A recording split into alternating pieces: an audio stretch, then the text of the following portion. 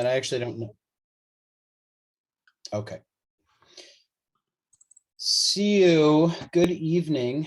I'm going to be looking over here to the side to my notes, so I hope that's not too disconcerting.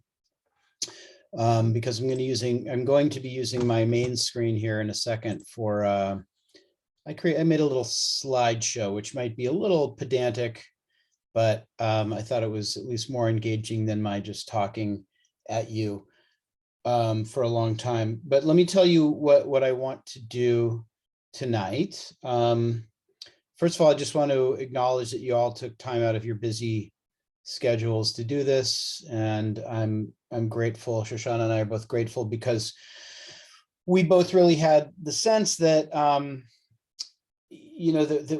there was some stuff kind of on the floor, so to speak, of the last discussion at the last cohort meeting that we needed to pick up. Yes, I will share the slide with you, Ahova, in a second. That we just needed to address. And so just to be clear, this additional Zoom gathering was not part of the plan. I know that I think we spoke at the last cohort meeting, or maybe the one before, about whether people would be open to that.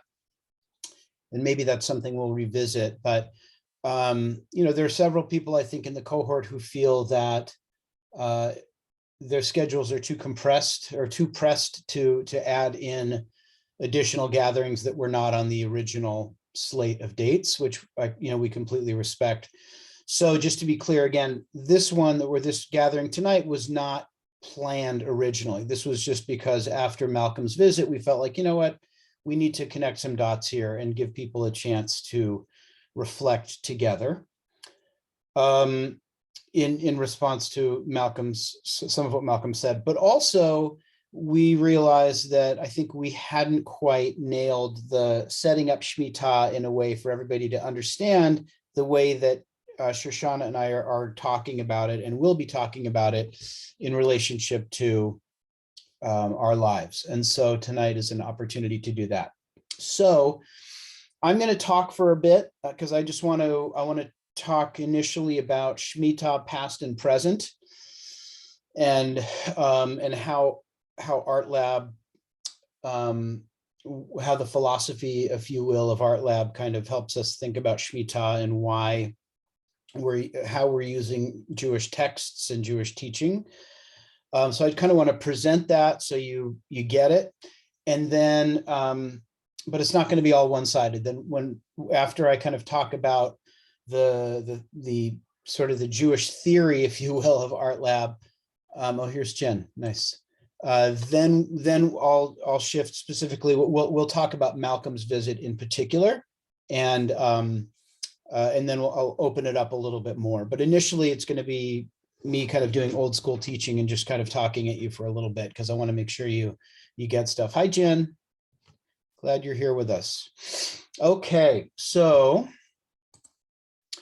we're going to start. I'm going to start. Well, actually, sorry. Before I start, let me just say, this will be 4 hours, Daniela. No, we'll be done at 8.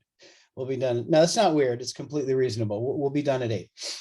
So before I jump in, anything that anybody needs to get out right now, or questions or comments that you need to make before we jump in?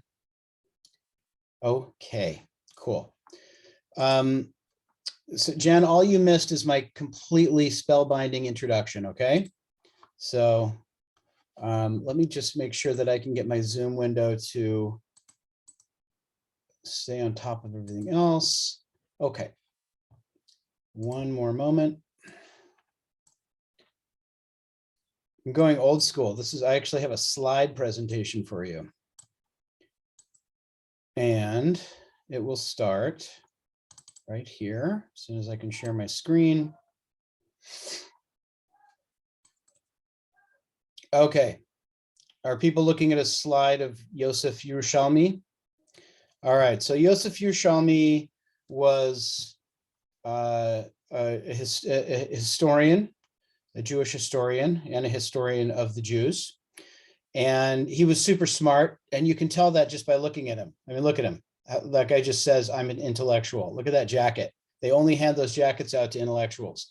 And I'm mentioning him here because I want to kind of tie him into, in a kind of curious way, I want to tie him into what this whole project, what Art Lab, and in some ways, what CoLab is all about. So Yosef Yerushalmi, he was a historian of the Jews of Spain principally, but then he also wrote this fabulous little book called Zachor, in which he reflected on the meaning of Jewish history more broadly.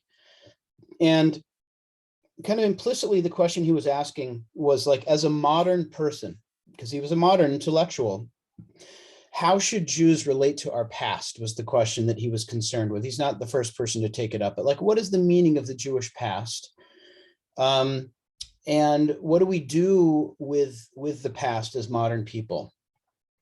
And he was kind of, he struggled, I don't want to get kind of too philosophical here, but I do want to set this up properly. He struggled with the idea that the study of history as like an intellectual discipline that uncovers things about the past in ways that our ancestors may not have thought of them, that study of history could upset or destroy what he called memory. So he used the word memory, and this is a word I'm going to be leaning on a lot this evening. Memory, not in the kind of foggy way that we might think of it as just like, oh, that's a lovely memory of this, that time that I just took my boys back to Colorado where they were born and grew up, and we were talking about their memories of this park and that coffee shop. He meant it in a more specific way. Memory was a way of making the past come alive, the Jewish past come alive, versus history, which was sort of like the objective, dry study of the past. And he felt like in the modern world, the more we learned about history, the more we studied history, the more that memory was uprooted. So just as an example, as historians have uncovered different kind of stories from the cultures around the land of Israel, creation stories from Sumeria and Egyptian stories. We've discovered that some of those stories predate stuff in the Torah, and that the Torah borrowed other culture stories about, this story of this God or that person. And so it becomes harder to view our tradition as having the same kind of pristine, heaven sent, if you will, vision of teachings, because it borrowed from these other ancient cultures. So that's an example of how history would upend memory. That is sort of the living spiritual life of the Jewish people. So now I have a slightly ridiculous, but I hope illuminating demonstration of the difference between history and memory. So, all right, so if we use chicken soup as an example, and if we want to look at chicken, the history of chicken soup would be like just the bare bones facts. And I'm glad Sonia is not on here to evaluate whether I've chosen the right recipe. What are the elements of I'm also glad Yerushalmi is not on the Zoom to tell me how much I'm screwing up with all of his ideas, but what are the core elements that are going to make the chicken soup? How do you, what do you do with all of the different pieces, and how do you make the thing? It's just kind of bare bone facts that we've uncovered. Where did this bowl of soup come from? How did it get here? But chicken soup as memory is much more complicated. Chicken soup as memory involves a stereotypical of a Jewish picture of a Jewish grandmother and the actual bowl of soup, right? These lovely memories of how that recipe comes to life and is part of our lives, and actually forms indeed literal memories that probably all of us have of our parents' food, whether we grew up with the traditional chicken soup thing or not. And then there's also maybe kind of yuckier parts of memory, like Lipton mass-made, corporate manufactured, soup in a bag that is part of, how chicken soup is operative in our culture. And this slightly cheesy looking movie that I found online that seems to be called Chicken Soup. it's memory is not necessarily good. It's just what happens when the past comes alive and is operative in the way people think about the world and act in the world. Okay. So for him, he was not the first person to distinguish between history and memory, but he was a person who saw that they were at odds, and he thought that history was a threat to memory. So for him, he got stuck, and he felt as a modern person, as a modern Jew, he no longer knew what it would look like because he wasn't Orthodox. He didn't know, what does it look like to live with Jewish memory, to have the past really be alive and not just be facts on a page. And he kind of, the book Zachor that I mentioned is this kind of almost cri de coeur, in which the cry of the heart, in which he felt like historians had kind of hit this roadblock. And a lot of people subsequently have said, have gotten past it. And Art Lab is an attempt, one of many, many, many attempts to get past it and to find a new relationship to memory. So this is his quote. Is it possible to see Judaism itself as a technology of memory? It's a weird phrase, a technology of memory. That is a way of making memory, a set of practices designed to make the past present. Sorry, I think I read that as a question. He wrote it as a statement. It is possible. So he saw that what Judaism was a way to make the past present, okay? And I want to suggest that now, trying to get a little bit out of the theoretical, in a minute, I want to talk about this vis-a-vis Art Lab. But before I do that, let me just pause, because I've just given like a semester's worth of Jewish history in about 11 seconds. Comments or questions? Anybody want to clarify anything I'm saying before I jump into how this ties into Art Lab? Okay. So in a way, this quotation that you see from Yerushalmi, from his book Zachor, which I've misspelled. I think he spells it Khor if you're looking for it, Zakhor, is what will it look like for us in our lives to make the past present? How will we make Jewish memory? Now, I'm certainly not presuming that it would be ludicrous to presume that you all don't have your own answers to this. You all may have going happily along, with a real vision of how Judaism and Jewish teaching is alive for you. And in fact, I know many of you do. But Art Lab is trying to find its own answer to what does it look like to make the past present. So I don't know if you remember this language, but I'll give you, actually, just so we can hear someone else's voice. Will somebody want to read this out loud to the group while I let Lila in? Jessica, I'm looking at you. Will you read this? Okay, yes. By the way, so this is language that is on our website and that we sent to you in various formats, one way or the other. The laboratory enables a cohort of 10 artists to explore the intersection of Judaism, cultural politics, and creative expression in order to inspire the creation of art, dialogue, and action. We aim to push the boundaries of what Jewish art can be and what Jewish texts can teach and inspire. We will engage Jewish texts alongside local activists, academics, artists, thinkers, and leaders from within and beyond the Jewish world. Let's hear it for Jessica. So, as we you just kind of have that in mind, that's kind of the inspiration of Art Lab. And as you do also have in mind that Yerushalmi's idea that that our goal is to make the past come alive, to allow Jewish memory to live and to breathe. And I'm not suggesting that the approach that we take, and I'll get to this a little bit later, is the approach that any person ought to have. It's just a perspective on what it might look like for parts of the Jewish past to come alive for us, and in particular, Shemitah. So Art Lab wants to empower us to be agents of Jewish memory and making the past live. And so the question is, how do we do this? Well, the traditional answer for how to make Jewish memory, oh, sorry, Jen, you've got a question before I go on. Yeah, I was just looking at that. I'm kind of taking notes as I'm listening.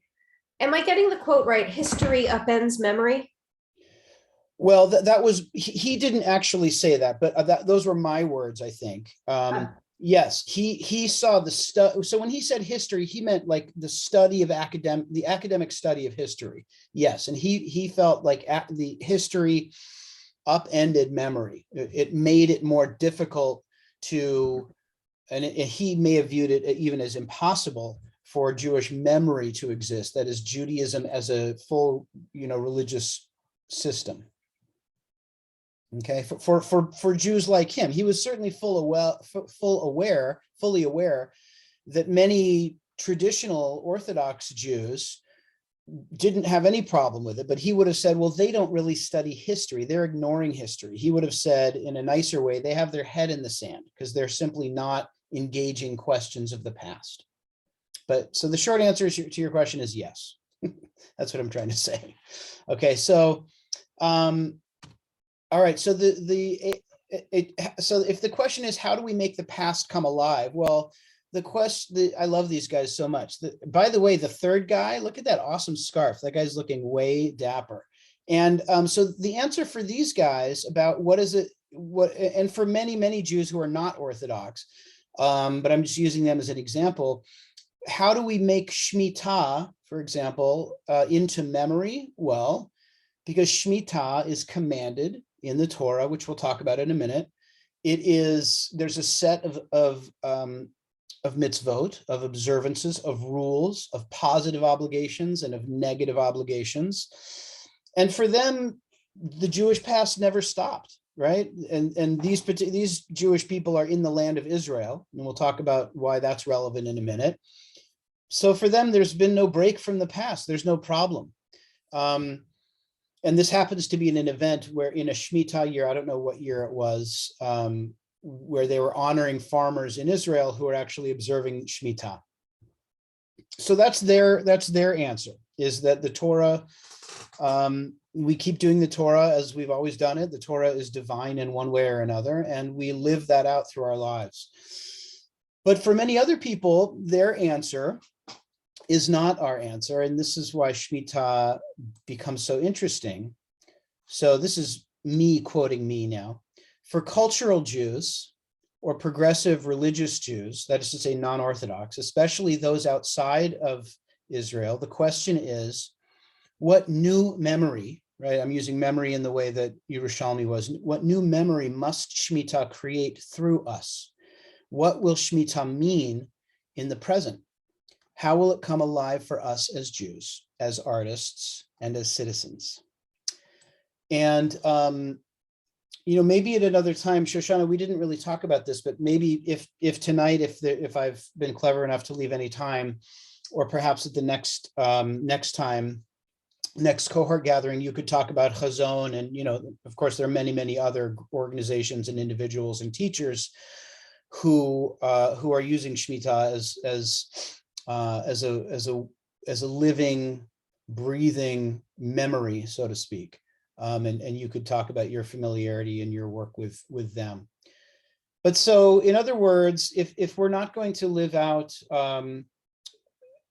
Jewish memory, if we're not going to make the past come alive the way our ancestors did for generations and generations before us, and we may not even be doing it in a religious context at all, how does it come alive? What do we do with the Jewish past? That's really the question. And so in a moment, I'm going to dive into an actual overview of Shemitah. Finally, we're going to give you, and Shoshana did this a little bit in the first meeting and in the second meeting, but you're going to end this Zoom call with a real understanding of the broad outlines of Shemitah. We're going to hold off on a text study until we meet together, and then we'll next time, and we'll study the text of Shemitah carefully. But you'll have a high level of understanding what Shemitah is in just a minute. But before I do that, let me just pause here. Lila has a has a question or comment. I guess it's both. I have a clarifying question, which is based on study that I did through Svara of a Talmud passage from Gittin that was a lot about Shemitah as a mechanism for talking about halacha, really, and about adherence to what is written in the Torah. And I just wanted to confirm that this slide that we're seeing here about cultural and progressive religious Jews having this project, which I think we're participating in, of creating new memory. That's very inspiring and helpful. I'm wondering what came before that, if that was in quotes or not. Is it something that we are taking at face value? Because this is immediately or soon after the destruction of the Second Temple, and the conversation, part of it is like, well, people don't really do Yovel anymore. We can't really do Jubilee. So Shemitah is in relation to that. So how can we really do Shemitah? And whether you agree with that or not, it ended up being a basis for actually saying that even Doraita, even if it is written in the Torah, there's still important room for us to bring it into the present time, whatever that is. Right. So that's a right. philosophical thing, but separate Yeah. from that, there isn't really agreement that it was uninterrupted. So that's its Right. own. Great, So I great, just- great. Yeah. I just wanted to make sure that that's part of the conversation. And if Yerushalmi is setting it up as something that was, that's important to know as part of Yerushalmi's presentation of it. But I want to make sure that in our discussion, it's clear that that is actually, like, as a historian too, it's really important to me that it's meaningful. I don't think it needs to be uninterrupted to be meaningful. But Right. the claim that it is uninterrupted is a power move that is fictitious. Right. So first of all, a couple terms I just want to make sure that everybody's hip to. So first of all, I don't know if everybody knows halacha just means, it means Jewish law for practical purposes. Halacha means Jewish law. And and then you said, oh yeah, you clarified it. Yovel is the Jubilee year, which I'll explain in a moment. So wait, Lila, awesome question. When you say it wasn't interrupted, are you talking about Shemitah and Jubilee specifically, or do you mean like the whole tradition? It was specifically about Shemitah, which I Right. think, and I just want to catch, and I apologize too that I was late. There was some family stuff going on here. I might have missed context that would make this unnecessary to ask. No. But- It's a great, okay. it's a really good question. And So what came before this screen, and I also take things in so much more thoroughly when I'm looking at them. But yes, what I heard was that this was being juxtaposed to something that was an uninterrupted, like kind of loyal enactment of what is actually written in the Torah. right. And I'm wondering if that is a claim Yeah. that is being juxtaposed to this, or if it's Yerushalmi's presentation of it, or if it's. Yeah, it's a great and it's really a great and deep and important question. And I'm going to a little bit dodge it, but only because of only in the interest of time. But I want to, for now, what I'm going to say is that I think what Yerushalmi, what we might say is that whether or not it was uninterrupted, the Jewish tradition, like the rabbinic tradition, perceived a continuity. They perceived that there was continuity, whereas Yerushalmi and historians understood that they were looking at the Jewish past in a new way that had not been done before. And so, but there's something very, very deep in what you're asking, and your larger point that the claim to an uninterrupted, unbroken chain of tradition is a power move, as you put it, is very, very important. I wish we could talk about that more. But So I'll put the reference up if anyone wants to look at it Great. more, talk about it later, but Great. factually, and I do not have this depth of knowledge about many things, but in Gittin, blah, blah, blah, the rabbis are saying it's not continuous. I mean, there's like this particular. The rabbis Part of an themselves. argument. Oh, great. Well, you know So what? to say that the rabbis misunderstood. said is like, actually, not I all meant- of them did. I see. You know, I misunderstood what you were saying. I'm not hip to that. So maybe what I would love is to look at the reference and maybe we can talk about that next time. Okay, great. Um, I'm excited to do. Yeah, so start from- that's a really good question. And then to that, well, I'm gonna just leave it there because there's something very important there. There was another hand up. Jessica, do you have a hand up? Yeah, I just to clarify what was being asked, I think it's just that you made a point in time of when this person was alive and that he and his contemporaries were seeing themselves as like a modern Jewish like consideration. So it was really only looking at it from their point in time, Right. because I think is sort of answering what Lila was asking. There wasn't a huge setup before she came into it was more just that from that one historian's Yerushalmi? perception of self, like he was reflecting on himself and his point in history. So there isn't like there isn't any other reference point that we were looking Yeah, The at. history that I- he's invoking is inaccurate, Well, and that's a I'm- separate conversation. But just know that I'm it's part of I'm gonna jump in here. And again, really, if we had another half hour, I would say, let's just go for it. Let's talk about this because this is so rich. And I'm jumping in only because I really want to honor everybody's, the commitment we made to be done by 8.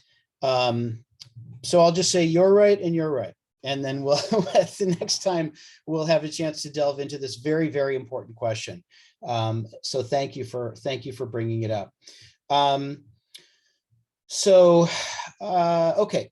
So now I want to just do a kind of quick and dirty, simple, in a way, discussion of what Shemitah is, because we keep talking about it.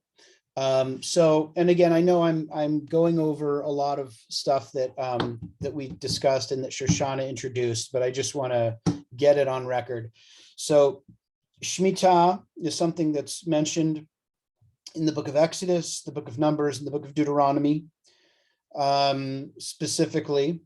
And it has to do with the land, which I'll talk about in a second, and how the land can be used. The word Shemitah literally means release. And it was the 7th year. There was an ongoing, and it wasn't like each farmer could decide when the 7th year started. There was like a collective people's calendar that is still operative, the calendar of the Jewish people. And every 7th year of that was a time of release. And we'll talk about what that means in a moment. It's also referred to as the Shvi'it, which just means 7th, as in the 7th year. And it's also in English also known as the sabbatical year. Okay, so that's just the word itself. So the basics, and again, we're going to do a deep dive text study, which I love to do next time at our next cohort gathering, but this is just at a high level. First of all, it applies, as it always applied, only to the land of Israel. Okay, so it like a super observant Jewish, super traditional Jewish farmer living in France did not have to worry about Shemitah. It was not incumbent on land outside of the land of Israel. Okay, so it applied only to the land of Israel, traditionally speaking. And every 7th year, this is the crux of it, the land lies fallow from all agricultural activity. Nothing happens. No planting, no sowing, no cultivation of any kind. You just leave it alone, walk away, step away from the field. That's what you do. Now, anything that grows naturally during that time that's great. There's no prohibition on that. It's not like you have to prevent things from growing. You just can't cultivate them. And we'll talk in a moment. We'll talk about why that really matters a lot. And then every 49th year, and Lila referred to this already, is every 7th, when there were 7 sets of 7 years, then there was a Jubilee. The 50th year was a Jubilee year, which had other broader implications. So Jubilee and Shemitah are related. They're bound together because the Jubilee is just the 50th, the 7th set of 7s. Okay, so that's really, for all of this talk we're doing, in some ways, that's that's what we're talking about. That's the heart of Shemitah, those rules. Certainly a lot more to be said about them, but those are the core rules. Now, in a second, we're going to talk about the social implications of Shemitah, which is really where I think Art Lab is kind of opening itself to, where we're trying to do a lot of thinking.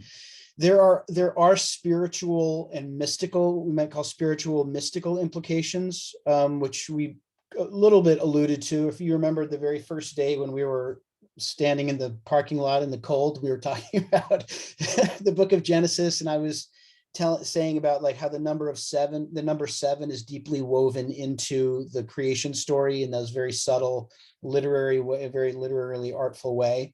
So there's, you know, there's all kinds of important teachings on the mystical spiritual level about Shemitah. But for right now, I'm just going to talk about its like social, ethical, political implications, just for tonight. I think the picture here in the background is like famous. I wouldn't be surprised if some of y'all know this. 19th century, it's called The Gleaners, and I've now said everything I know about this. It looks like an oil painting. Anyway, so the social implications is that because if you go back here, if you look at the third bullet point, naturally growing materials can be picked. So one of the implications of that is that poor people, slaves, and there were Hebrew slaves, sometimes it's translated as servants is probably a better translation, because the American valence of the word slave means a human being without any rights. And that's not how slavery was construed in the Torah. So servants might have been a better translation, but the poor and the workers and the servants and the employees could glean. They could just go to the fields and they could take food, right? So in the Shemitah year. So it's really fascinating if you think about how we usually construe private property in an American context. Private property is like an inexhaustible right, like it doesn't end, right? Unless somebody commits a crime or they die, your property is yours. Shemitah, the Hebrew Bible, the Torah does acknowledge private property. There were wealthy people and there were poor people. There were differences in that way. But in the 7th year, there was no private property, didn't prevent other people from taking what they needed and wanted. Okay. In addition, all debts were canceled. And maybe at another time we can talk about the halachic loopholes that emerged, the Jewish legal loopholes that emerged around this, because the cancellation of debts actually turns out to be a really, it sounds very good for poor and vulnerable people, except that if people who are creditors stop lending money because they're afraid that the debts are going to be canceled, then credit markets freeze and things get really scary. So this one, it's not really clear how practically this took effect, but in any event, what the Torah says is that debts should be canceled. And then the release of servants may have been connected to Shemitah. And I don't want to get like overly technical, but I guess another way to say it is that servants or slaves were also released on a 7-year cycle. And there's a disagreement about whether that was part of Shemitah or whether it was just a separate overlapping law. You know, and this is not a history class and we don't have to get caught up in that, but the effect was every 7th year, these 3 things happened and they would have had a profound social effect. Okay. And you know, looked at through our eyes, it looks like you know, what we might call socially progressive legislation. The Torah obviously does not use that phrase, but we look at this and we say, oh my gosh, look at the ways in which Torah seems to be looking out for the lives of people who are more vulnerable in the society. Okay, so those are the social implications of Shemitah. And you know, I've scratched the surface, but these are just at a high level. We haven't thought through all the implications, but these are some of the things that the Torah makes really clear has to happen in the Shemitah year. rather than read these, I'm just going to give you a moment to read some of the questions that, for me, emerge, evocative questions that emerge from our engagement with Shemitah. If we circle back now to the challenge of making the Jewish past come alive, what might these and other questions evoke? I'm just going to give you a moment to look at these, and rather than read them out loud.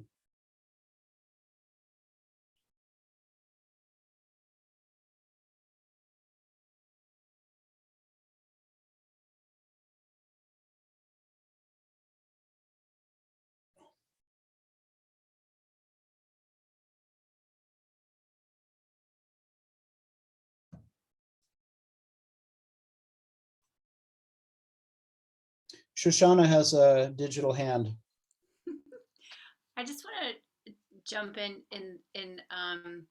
just say that another way that you were just saying, Josh, about how to make the past come alive, and I'll just give another spin on that, which is how I think about it as how do we interpret the past to understand its implications in the contemporary world. Nice. So that it's not necessarily, for me, making the past come alive, but understanding how tradition can operate in contemporary terms. Nice. Great. I think that's a great way to rephrase it or recontextualize it, or to give it a different meaning. Yeah. So now these questions, like, really, until I want to be a little bit careful saying this because I kind of don't know what I'm talking about, but I think it's true that until, a few decades ago, Shemitah did not have great significance for anybody, A, outside of the land of Israel, and B, outside of the Orthodox world. And it's been really a relatively recent development that organizations like Chazon and others, and Shoshana has referred to some work that's going on in the land in Israel itself, that people have asked these kinds of questions, whether it's in Israel or outside of Israel. Is there a way that we can reinterpret, to use Shoshana's word, reinterpret the tradition to shed light on what's going on around us? So the kinds of questions here are not the kinds of questions that would have been asked by those fellows in the earlier picture who were holding the fruits and vegetables at that stand in Israel, right? These are kind of modern questions, but they also have the aim of trying to allow Jewish memory to live as a lived tradition. Okay, Jessica. I just wanted to bring up the connection that we had talked about in the group with the excuse me, the idea that, contemporary Judaism or contemporary Jewish practices do seem like they overlap with this concept of the seventh day with Shabbos, that is almost never not associated with Judaism, and people who identify with even the most basic of how to identify as Jewish. And so I was just wondering, is there any part of that conversation that we'd already had in our group about the way that, I guess, conceptually, this idea of rest and how that counters capitalistic urges, and if that's what we're dealing with in our contemporary society, is this push-pull of consumerism and capitalism, is just living Jewishly in the way of enacting rest within your week? Is that kind of like a modern application of Shemitah, even if it's not the very specific definition of Shemitah as the land and letting the land lay fallow? Like, are we seeing that as one of these types of embodiments of that overall concept of rest? Well, I would love to hear Shoshana's take on this, because she brought rest in particular into the conversation, which we will be doing a deep dive into that down the road, I think. But I'll just say the short answer is, with regard to Shabbat, absolutely. Yes, that's my answer. But Shoshana, do you want to Yeah. offer a reflection on that? I want to say also in relation to your point, Josh, about the ideas of Shemitah and Shemitah as a conversation beyond the farmers in Israel, which I've witnessed firsthand. That it's not, I don't think it's lost on most of us that it's very deeply tied to our understanding of climate change and the growing environmental movement that for the past 30, 40 years has been slowly growing and has really taken off. And that's really the work that Chazon has been doing and is why Shemitah, I think it has a lot of I was going to say has a lot of ground, but I mean, is really like people are able to grasp onto it now because the conversation is so large and looming around climate change and all of those implications. And I say climate change is a larger piece, right? As a larger umbrella for all of the issues then that follow under that. And so it's an entry point for us to say, oh, wait a minute, look, we have practices that have been in place but have been lost on many of us. That we can now start to look at and interpret and create some meaning because it comes from our Jewish roots, create some meaning right now. And in Nice. terms of the rest and Shabbat and what we looked at, yes, yeah. I mean, Shabbat is a really radical practice in a contemporary world. Even in the Jewish world, it's a radical practice for most Jews to really, truly say it's not even in a religious context. Say it's just putting technology aside. Say it's not spending money, right? I mean, we've got all of these laws that help us understand, but we're not. Say it's not driving, right? Say, so that we're not contributing to this larger umbrella that Shemitah is sort of, we can lean into with Shemitah that has to do with capitalism, with consumerism, with environmental destruction. And I don't mean to say that Shemitah can be directly equalized to environmental destruction, but I think it's an entry point and can be broken down into lots of different understandings. Great, thank you. Lila, I'm gonna hold off and because I want to see if there's time at the end. I just want to acknowledge that Shoshana very, very beautifully answered that question, and Jessica, I hope that was satisfying because she wove together, this kind of larger picture of our relationship to the past. But I think answered your awesome question in a good way. But I want to make sure that we there's a heck of a lot more to be said about this, obviously, but I want to just leave this here for now, deliberately ending on these kind of evocative questions. Invite your own questions, but I hope that I've given a framework for how to think about what we're doing together and how to think about how Shemitah fits into that. And as I said, we've scratched the surface on Shemitah. We'll get into it, but I want to make sure to now talk a little bit about how does Malcolm's visit fit into this. And I think that what I want to say, in some ways, I guess what I have to name is that we didn't set up the conversation with Malcolm, I think, just to state this simply, in a way that allowed us to highlight the way that his work connects really clearly to Shemitah. I know that a few of you have reached out and said, well, I kind of got it, but can you help me understand like why he was there and how did this fit in? I hope in some ways this slide in particular and the background I've given you will have you a sense of give you a sense of what we were after and what we were hoping might come out of the conversation with Malcolm. I think in part we didn't frame it, in part we didn't have sufficient time.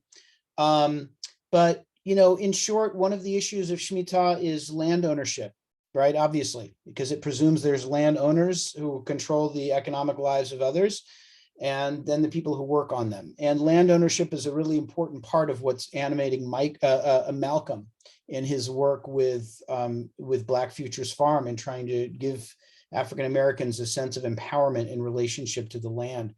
Poverty is obviously an issue that to talk about African American African Americans at this moment in our history without talking about poverty, it doesn't make any sense. And Shemitah is also deeply tied up with these issues. And then finally, to take it a step further, and again, Malcolm, we didn't have a chance to explore this with Malcolm, but in America, the question of slavery and its reality is like a living legacy in the United States.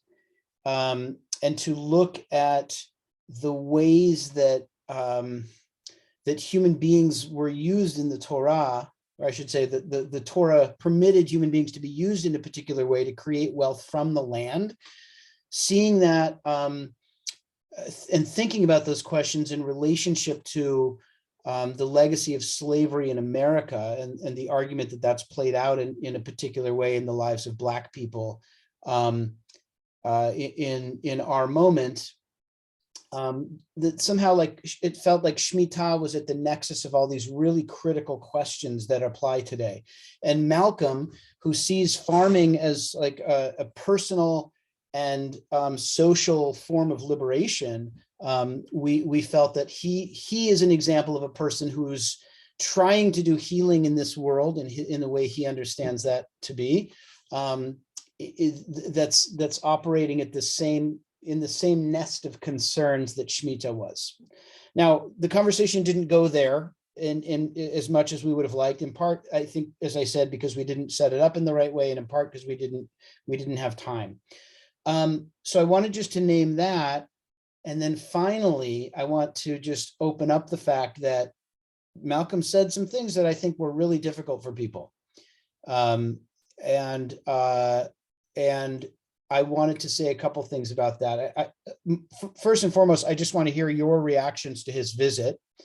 And then I want to offer some thoughts about them, because I want you to understand where I stand vis-a-vis the people who come in to visit our group. But first of all, let me just ask you, how was Malcolm's visit for you?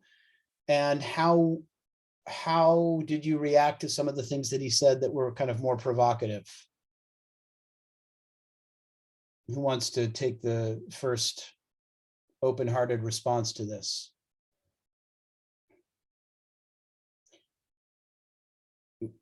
I mean, I'll say something only because I'm a big talker, right, guys?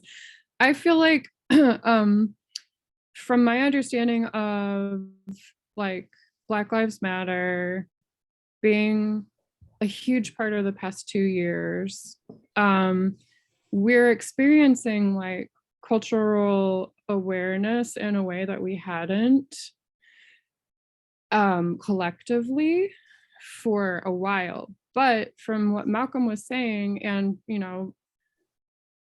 many generations of people who have been speaking those like really radical seeming types of perspectives on race in America, et cetera, I don't think what he said was super radical. It was actually kind of like middle of, from my perspective anyway, based on being aware of these types of perspectives. And that has to do a lot with the uncovering of this on like a greater collective level. So I kind of felt like I was like not hearing new things. Right. Okay. But that has a lot to do with my own, I guess, investigation into how people are feeling about cultural heritage, especially as diaspora of all different origins in the US. And so for my part, and like I don't know, I'm in my circles and my associations and stuff, I do fairly like associate with pretty radical associations. I was part of the International Socialist Organization for many years as a college student, and then beyond until they unfortunately broke apart due to internal struggles. So, but these things that he was talking about, they didn't seem like they might be pushing the envelope in some ways if it's something that you haven't necessarily encountered. But not for you. Right. Okay. Well, and not just not for me, but not for a lot of people that do want to be pushing culture in a way that is toward equity. I got you. So Okay. for me, I was like, I'm so grateful and so glad Right. that we got to see this type of action in Portland, that somebody who is making that happen, we actually got the opportunity to speak with them. Great. Good. Thank you. That yeah, and certainly that's one of the goals. So thank you. Anybody else want to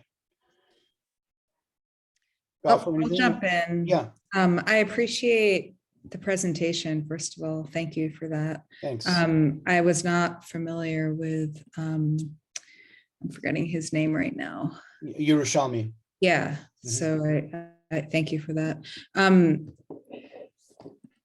I've also been for my entire adult life associated with, you know, radical political activists, and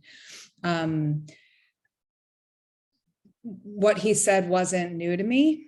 And I was also honored by his presence, and he seems like a super cool guy. Like, I want to go check. His farm is down the road from me, which I've walked by it many times and never known exactly what was going on there. So that was very cool. I I have a lot of opinions about our current cultural construction of and cultural organization around race that I think sets me apart from most of my left-wing activist friends, and even my kind of moderate left-leaning friends. And I felt discouraged by the sort of party line viewpoints of that stance that were replicated in this space. And I realized that probably sets me at odds with maybe everyone else.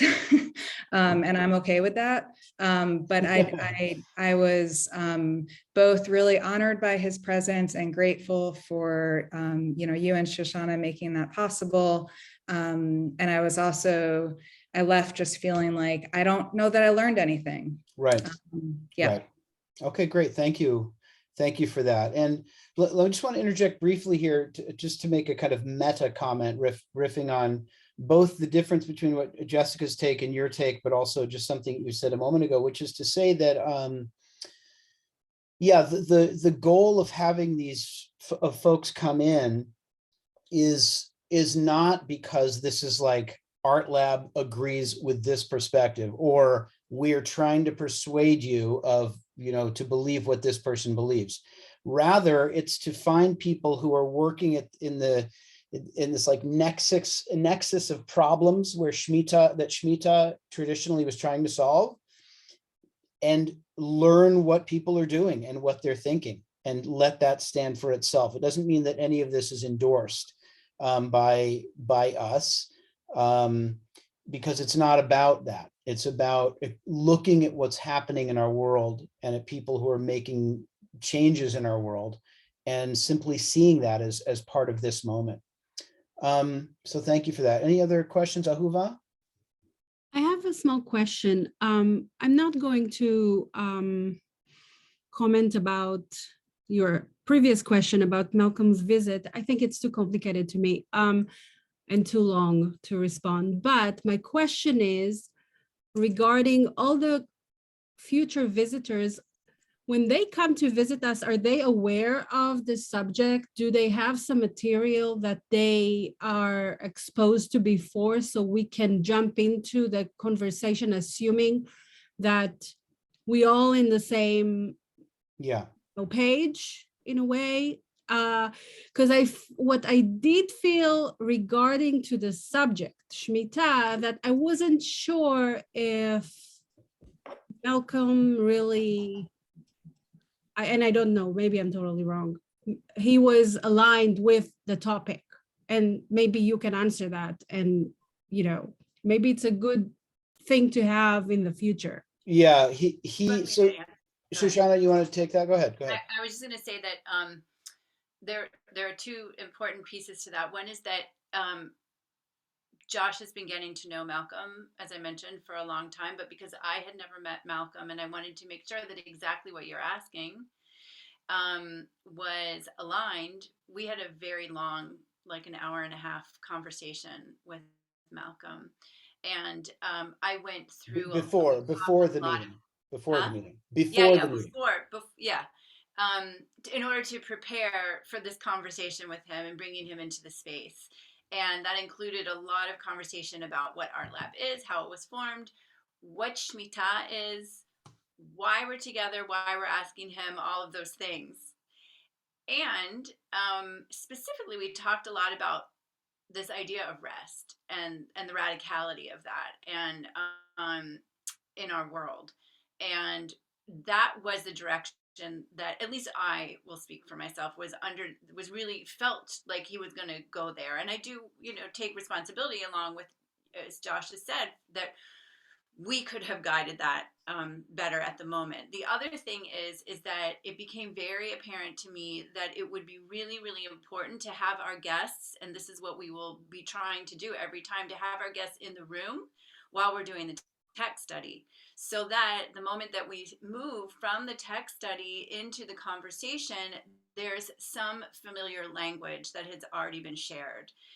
It doesn't necessarily mean, again, it's not a one-to-one correlation, that exactly what we're studying, the text that we're studying that week, and of course they build on themselves, they will build on themselves, but it won't mean that the text that we study that week will exactly correlate with the work that the person who we've invited in the room is doing in the world, but at least there's some shared common language and an hour of time together in dialogue, which is meaningful. So that's what we were trying to achieve and hope to improve upon. Yeah, so I would just add to that. And Jen, you have a digital hand up, so I'll get you in 1 second. I would just add to that. So Ahuva, we did prepare exactly in the way that Shoshana just said. I think if there was a moment where I kind of lost, I helped contribute to the conversation moving in an unfruitful direction. It was the first couple of questions that I asked were just very, very wide. They're broad open. I was like, Malcolm, tell us about your thing, or whatever I said, and rather than asking a much narrower question, which it's a lesson for the future. But Jen, go ahead. Yeah, I personally, I was going with it from a personal standpoint. I was approaching it sort of person to person and kind of listening for the big issues that we were talking about, but not really expecting them necessarily. And so I just was flowing with the story. And I was thinking about, as Jew, whose recent ancestors were not allowed to own land, who became city dwellers, who gathered closely and tried to plant peas in little front yards and, row houses and things like that. Just thinking about, the parallels between the Black experience and the Jewish experience, and how now we're white and now we own land, and what the struggles that he's gone through and the people he's working with have gone through, that gap, that, wealth gap that are experiencing compared to, like, every time I mention, to someone, well, Jews were once redlined. We once couldn't own land. And they're like, and someone I spoke to recently said, well, but why is it all the Jewish people I know are rich now? And I went, how many Jewish people do you know? But, and these kinds of things. So interested to see the evolution of his community, and thinking about like the radicalness, the militancy of the Jews who really struck out and said, we're going to own this land, compared to what we need to do right now. Mm-hmm. Great. Okay. Yeah. So yeah, I'm glad that you could, that emerged for you, and you could tease that out and find that connection. Jessica, I'll get you in 1 second, but I was talking with Shoshana earlier, and she said that it felt important for me to just name this. So I want to just make my closing comment, which does not have to be the closing comment for the group, but I just want to make sure to have the chance to say that, first of all, to repeat that the connection at a high level is that Shmita as I've said, takes place at the nexus of power relations and power clashes. That's one way to look at Shemitah. I'm not saying it's the traditional way to look at it, but it's one way to look at it. And, this American moment is bursting with these issues, right? And in some ways, Malcolm, in his own way, works at the nexus of these issues, and they're painful and they're difficult, and people have answers to them that we may or may not agree with. So that's why we had him. That was the goal. And again, I've acknowledged we didn't tease out all of that we might have to make the connection more obvious. But I also want to make clear, for what it's worth, that I don't endorse Malcolm's approach, at least in some of the things that he said. It's not like he offered a philosophy, but I think I view that kind of politics, and this overlaps, I think, with what Daniela said a little bit. She and I had a chance to speak about this a couple of weeks ago. I view it as a kind of dead end, and I was not offended by any radicalism. Nothing like that freaks me out. But to me, anything that is as pessimistic as that is actually not radical at all. And so that's, if anything bothered me about it, it's that it's a vision that purports to be radical, but ultimately fails to offer any solution, and that makes it not radical because it is so pessimistic. I mean, what do you do with the idea that this project is over, there's been a failure, it's just going down, and I'm going to make sure my people don't go down with it. That's just not. But again, I didn't take him in there to agree or disagree with anything. It was more like, this is a fascinating, smart guy who's dedicated his life to these issues, and let's hear what he's doing in the world. And so ultimately, my commitment is to connect ourselves and our texts to what's happening in the world around us. And that's going to sound different with different people. So that's what I wanted to make sure to say. Jessica, you've got a hand up. So I also want to say it's 8:05. So if anybody jumps, no one will be offended. We are recording this. So if you want to jump back on at another time and listen to the recorded version for the end of it, you're welcome to. Go ahead, Jessica. There's just sort of a perspective that I wanted to offer, I guess, is that when I was listening to Malcolm tell his story, and when we were listening to Malcolm tell his story, it felt to me like he was saying not a literal death of America, but a death from what America has been. And when we talk about Shemitah and rest and these ideas of taking a break, I think it completely connected for me, looking at taking a break from white supremacist notions of race, like pushing a pause button to say, stop this. We're not going to participate anymore. And so for me, Malcolm's farm is Black futures. So it's not that what I was hearing was not that, it sounded like he's not living in a world that defines him from outside of his space anymore. That he was taking power to say, I'm going to stop this project that has rendered my lineage, my family, my heritage, my history. And so, it's the same thing that's happening across our entire continent and the entire world, which is to say, we being like people who have experienced marginalization and or prejudice and or oppression are not going to participate in that preconception of a world in that. So in that sense, so to me, it aligned with Shemitah in like a very heart-based, identity-seeking way of like when you close your eyes, you're taking a break from reality. You're taking a break from conscious and what Daniela said also, you're taking a break from inhabiting the identity that you have inhabited in embodied reality. And it just seemed like that's what Black Futures is reopening eyes with a different vision. So that's what I got out of it. I love that interpretation of it. And indeed that could be the correct one. And Malcolm may perhaps would say, yes, that's what I was after. So I love that you offered that.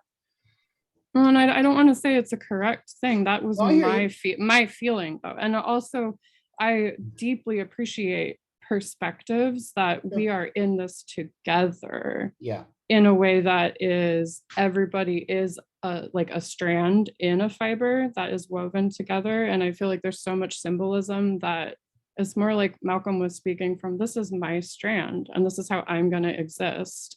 But we can still weave together, if right. that makes sense. Great. I love it. Lovely. Also, I see that there's some really great comments in the chat section. Ahuva raised a really fascinating issue about the privilege of rest, like who actually gets to rest in the Shemitah year, which is a really great question. That is all I have, and I say that not because any of us could pretend to have exhausted this issue, but because this is more than the time we were allotted for this evening. And I think more or less, we've been able to name I've been able to name the things I wanted to name. Really, my God, what an incredible privilege it is to hang out with you guys, and to be in the middle of your thinking and your processing as we engage all these questions. Shoshana, anything you want to add to the convo, or any logistical issues you may need to raise? No, not right now. It's time for everyone to get off the screen. Yeah. Let me say, then in that case, I'll offer two brief logistical things. One is that we have, and I don't know if Shoshana emailed around about this or not. I want to get people stipends to them, but to do that, I need your addresses. So if you can furnish Shoshana with those, just so we have them on record, that would be great, and I'll send out a check. And then the other thing is, I want you to know, I am hard at work. Shoshana and I both are hard at work in trying to set up the retreat dates for you. You haven't heard about that, but that doesn't mean we're not trying to make it happen. So we're talking to a few different potential hosts and we're lining those up. Thank you. I think almost everybody, 9 people have put in their dates on that Google Doc. And so we'll I guess I'm I have to figure out what the next step is. I'm not just going to book dates for people, but I'll be in touch with people individually to confirm that the dates work. I have the outlines you gave me in that Google Doc. And then we're going to hopefully provide you some wonderful rest and Shemitah of the soul time. And that's all we got. Thank you so much for being here. Shemitah of the soul. Take care. Can we use Slack maybe to continue if people have Yeah. references? I'd love the Yeah. reference for where the Yerushalmi came from, or if it's easy to post the text, that would be fun to see more. Great. Yeah, and Lila, I want to hear more about the text you studied, because I wasn't. Yeah, it sounds that would really be- fascinating. So great, thank you. Can And post that too. Yeah. Shoshana, I did not get a Slack invite. I don't know if you saw that. Okay, Okay, I'll all hear one. take care. Have a great eve. Be well. Bye. Good night. Thanks. you. Bye.